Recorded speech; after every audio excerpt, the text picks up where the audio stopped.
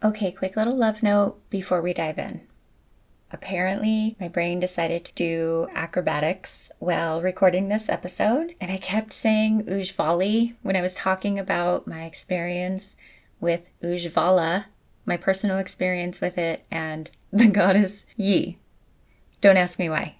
Maybe it's my Mercury in Sagittarius. Maybe it's Yi's brightness that fried a synapse. Maybe I was just vibing too hard. Maybe it was just a mixture of everything. Either way, when you hear Ujjvala, just know I absolutely meant Ujjvala, the Sanskrit word for radiance. Okay, let's get into it. For too long, her stories have been buried, and her truth edited by a world that feared her power. You're listening to Sovereign Reality with Natalie. We are here to unearth the goddess, because her story is your story, and her rise is your reclamation. This is about you. Authentically and fully you, recognizing your own divinity and stepping back onto your throne. Because the world doesn't need you quiet, babe. Boss ass bitch.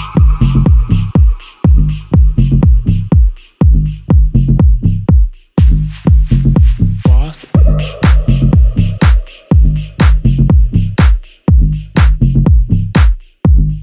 Boss ass. What's up, you guys? Welcome back to Sovereign Reality with Natalie. Today, we are celebrating Yi. She is the Australian sun goddess whose energy radiates courage, light, and unapologetic joy. Yi teaches us the art of showing up as your own brilliance, shining regardless of the world's gaze. So if you've been listening so far all season, we're on episode 8 already. Can you believe it? You might already know that we have been tying in some yogic philosophy with each of the goddesses this season. But Yi is going to kind of stand out on her own. I mean, I feel like as the sun goddess, she already kind of does, you know? But we're also, yes, we are going to do a little bit of like yogic-ish philosophy, but it's not a yama. So we're going to actually talk about Ujjvala, which is of Sanskrit origin, but it's not a yama. But I'll talk about it and how it applies to Yi's energy and how it's applicable to you both on and off the mat. But first, let's talk about Yi and let's talk about her story. So in the deep quiet of the first age, Yi exists as a self-igniting flame. She is the source of her own awakening, a radiant intelligence that decides the void has been dark for long enough. When she rises, she does so with the roar of 1,000 suns stepping onto the earth as a rightful architect. Her footsteps create the mountains and her breath becomes the atmosphere. She is the wild, uncontained heat of creation. Yi looks upon the world and sees the need for a guardian who can match her own fierce spirit. She reaches into the core of her own solar heart and pulls out a concentrated beam of white hot light, shaping it into woman. She crafts woman to be her earthbound equal, a sovereign being endowed with the same creative fire and solar sight as the sun itself. She places the mysteries of the cycles, the birth, the blood, and the renewal directly into woman's hands. They are the lineage of light, two suns communicating across the divide of sky and soil, ensuring that the earth is never without a leader who understands the power of the flame. As the ages turn cold, a cold shadow creeps across the narrative. Men seeking to center themselves in a world they did not build begin to weave a veil of silence around Yi's name. They build stone walls to trap her light and write laws to claim her heat as their own. They attempt to steal her sovereignty by rebranding her. They call her a vessel instead of a source. They try to tell the world that the sun is a king and that the woman is merely a pale reflection like a moon with no fire of its own. They bury her in stories under layers of dust, hoping that if they stop speaking her name, she will forget her own power. They try to turn her wild, life-giving dance into a rigid, mechanical clock. But Yi cannot be contained by ink or stone. While they try to silence her with their myths, she continues to fuel the very breath in their lungs. She remains at the center, the unmoved mover of the entire system. Her silence is not submission. It is a patient sovereignty. She waits in the blood of every woman and the heart of every seed. Every morning, her rising is a radical act of reclamation. She burns through the veils of the patriarchy with a heat that does not argue, it just simply exists. She is the reminder that no matter how many stories are told to dim the light, that the sun never needs permission to shine. She is the mother of the flame, the origin of the spark, and the one who always, eventually, burns the silence away. So there are many, many things that I really love about Yi in general, but about her story as well, because I think a lot of us are raised with this belief that the sun is masculine in nature, right? Even I think yoga itself teaches how it's a very, the sun and moon, right? It's yang energies, or yang as it's actually pronounced, energy. So it's masculine, while the moon is feminine and receptive. Whereas Yi being a sun goddess and her being the life-giving, life force energy, I mean, it makes sense that it would be a feminine energy. And if I'm looking around and I'm seeing Earth as this life-giving, life-breathing mother energy, Mother Earth, and all of its creation, very feminine in the main, you know, a lot of the systems in general, especially like the animal kingdom, you know, you look at bees and all of the bees in the hive are female and they really only have males in the hive to mate with the queen, and then once that's done, they kick the male out of the hive. He's done. Bye-bye. They're not really needed for much else. Recently, I came across a few TikToks of people asking about males as leaders. Are they really good leaders? And in your home, who is really actually the leader and who's more of an authoritarian? If you look at lions, you know, the pride of the lions, you know, a lot of times it's a lioness that is the leader. And the lion he's not the leader of their little pride. So it's really interesting that we are conditioned as a society to believe in this masculine energy, this planet, you know, and it's designed that way on purpose. Ladies, listen up. It's designed that way to keep you playing small, to keep dimming your shine, to keep you in your place.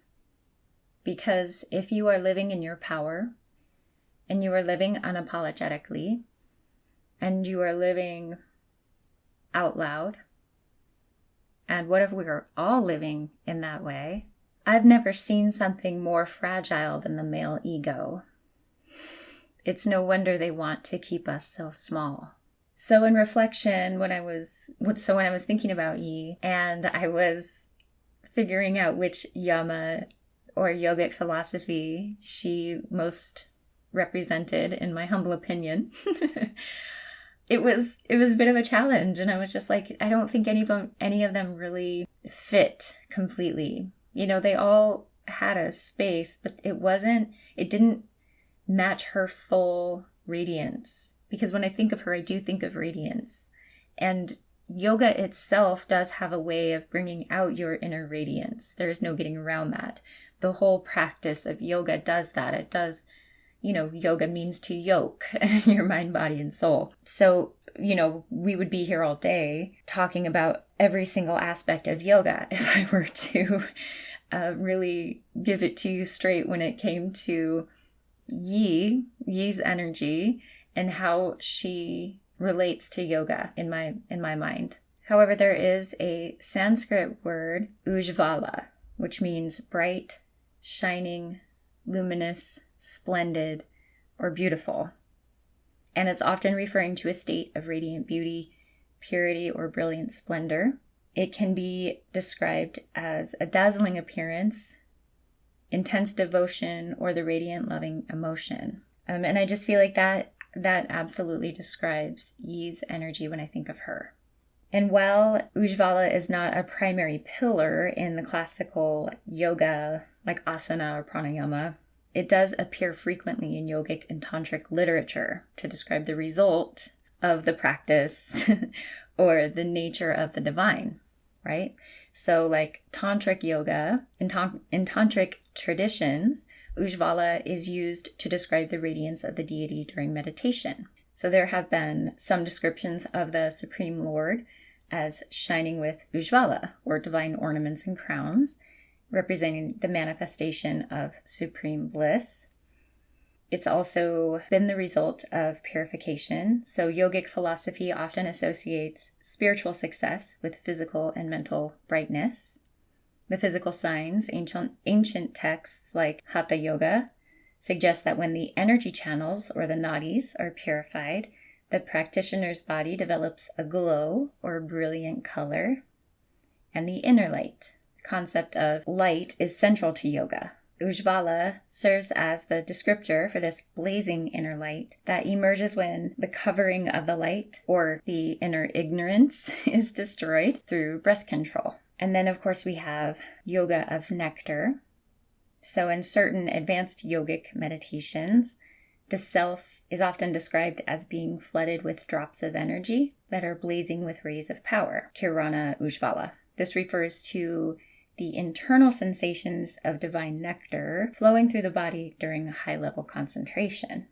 And then, of course, we have devotional yoga, or bhakti yoga. And in certain forms of bhakti yoga, Ujjvala is the defining quality of Ujjvala rasa, or the most brilliant and intense flavor of divine love. So this is considered the pinnacle of yogic devotion, where the soul's love for the divine reaches a radiant, white-hot intensity.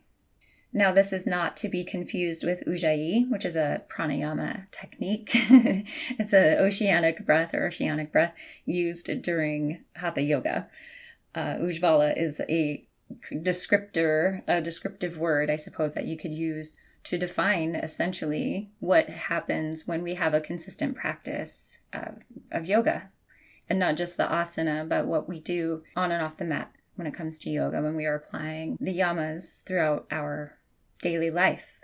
Like I said, on and off the mat, right? So my personal experience with Yi, again, it comes after my personal experience with yoga. I went into yoga very trapped inside of my head. I grew up very dissociated, for lack of better words. I'm not going to get into my whole personal history here within this little episode, but if you want to know more about my history, you can get my book, Girl, You're a Queen. Anyway, so going into yoga was interesting. I had quite an opening on all levels. And I think that when we are so conditioned to believe that our place in this world is just a small corner of whatever space you're in, then that's what you fit yourself into. It's like that saying, like, you'll bloom wherever you're planted kind of thing, right? So if you're planted into like a really, really small container, then you're just going to only grow so big. And that was just sort of my life experience.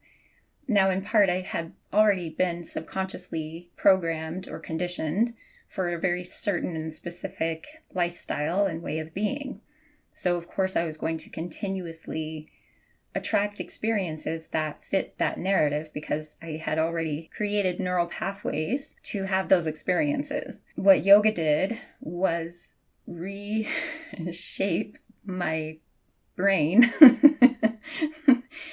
to create new neural pathways. That took time, and it was deeply painful in a lot of ways. Painfully beautiful, beautifully painful, whichever way you want to put that. It's all one and the same. But there was a lot of unlearning that needed to be done, and a lot of untangling of old beliefs, new narratives that I needed to create. And in part, that involved letting go of this belief, this deeply held belief that I was not allowed to shine, or that I could only shine with permission. Permission from other people, permission from men, permission from society, permission from whoever was around me, permission from everything.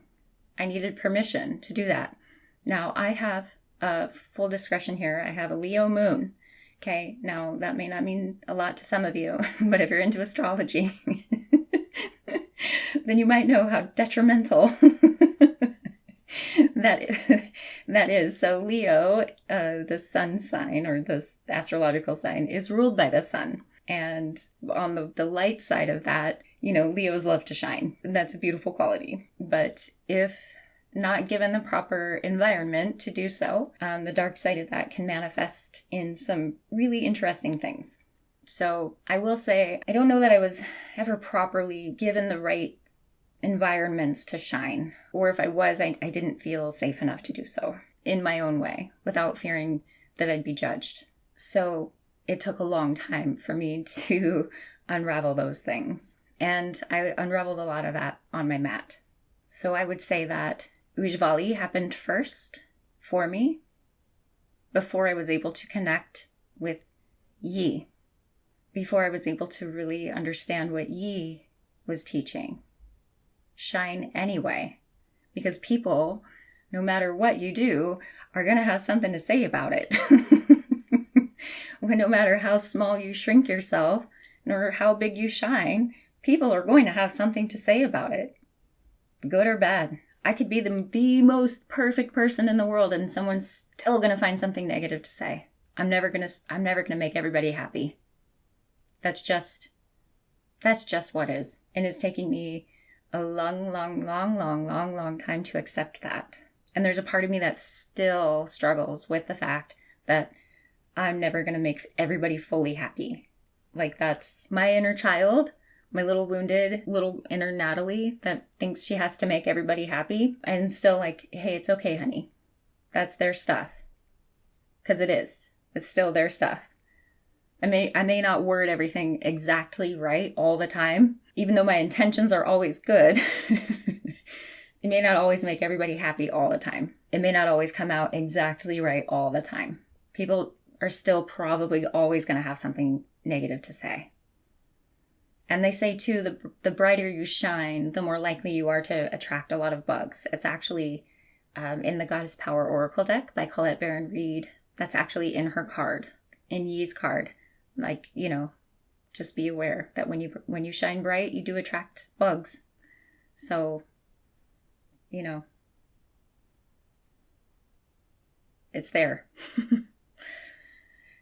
So it's really important that you're able to develop that strong center in your own personal sun, right in the center, your core, right?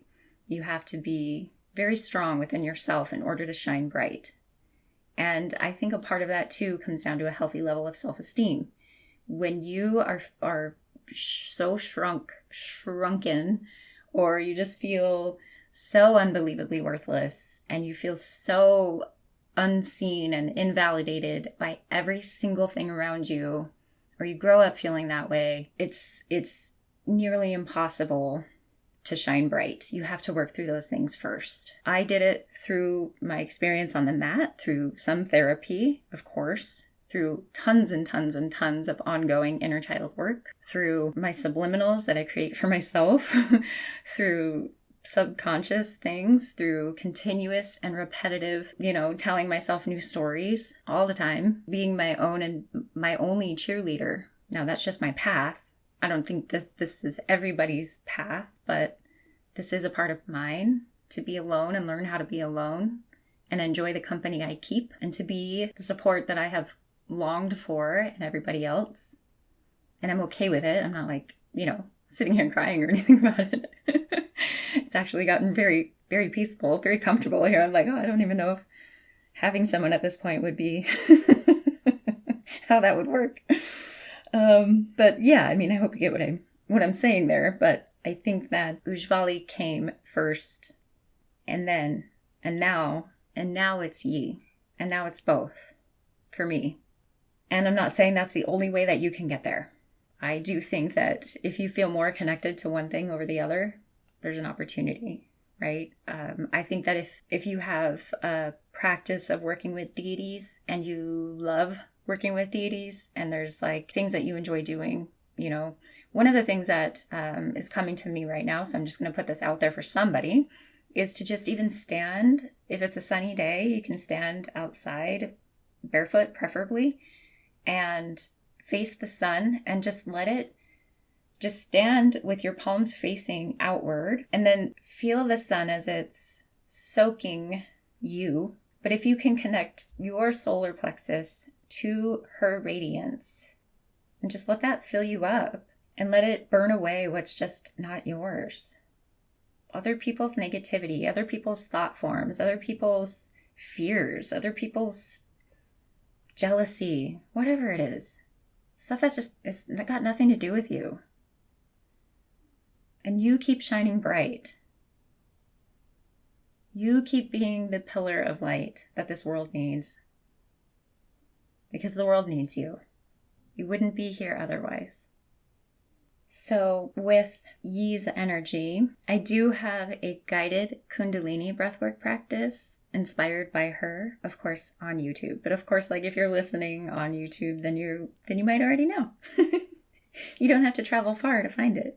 If you're listening on Spotify or on Apple, then you'll have to head over to my YouTube channel to find this. But it is a session that's designed to help you tap into that same golden energy within yourself. So it's the part of you that already knows the way forward. In this practice, we work with 3 powerful Kundalini breaths to uplift your energy and clear stagnation from your auric field and reconnect you with your inner guidance. So whether you're here during a full moon or a moment of transition, or simply a morning when you want to feel more aligned, this practice is meant to meet you exactly where you are. You go through some Sufi grinds, you go through some seated spinal twist breath, and then we do breath of fire. And it is set to some pretty fun music. I think the total, I do a little bit of an intro to show you how to do the breath, but you can skip it. I have some timestamps. So I do like a little about the practice and then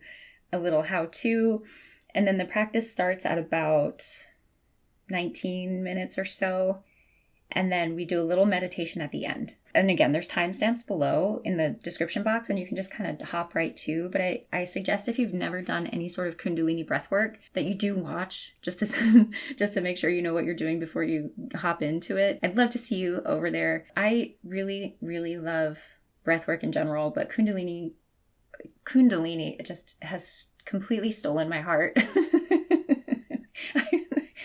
I am just absolutely in love with this practice. I think I sort of fell out of love with yoga for a little while, and man, I am back in love with it. It has re-inspired me in so many ways. I think I'm on day 86 of my what was only going to be a 40-day Kriya practice, because I was going to get up and do a 40-day, like every day, do the same Kriya every morning.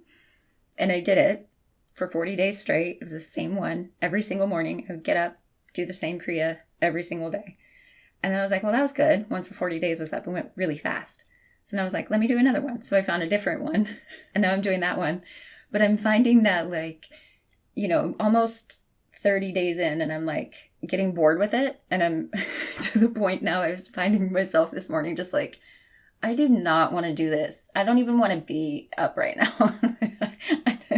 And it's funny because my teacher said that would happen. And I just didn't find that happening last time. And then this time it is. So I'm just like, oh, this is interesting. It's just funny how that happens. But it's really teaching me a lot about how I show up for me. And it's teaching me a lot about, I deserve consistency. And no matter what, like, even when I don't feel like showing up, it's important to me that I still show up. And I do. And so anyway, didn't mean to go off on that tangent, but I'd love to see you over there on my YouTube channel, Sovereign with Natalie. And if you're not on my email list yet, I'd love for you to come join me. Every month, I honor a different goddess with a ritual that you can do at home, an energetic snapshot of the astrology shaping the month, and an exclusive subliminal crafted specifically for that goddess's frequency. It's free, it's sacred, and it keeps you connected to the living feminine current. Anyway, that's all I've got for you today. Until next time, stay sovereign. Boss ass bitch. Thank you for walking with me today. Remember, the goddess isn't a myth you're learning. She is a power you are remembering. So go out into the world today and take up your space. Don't filter your truth and don't apologize for who you are. I'm Natalie, and this is Sovereign Reality. Be bold and be authentically and fully you, because the world doesn't need you quiet, babe.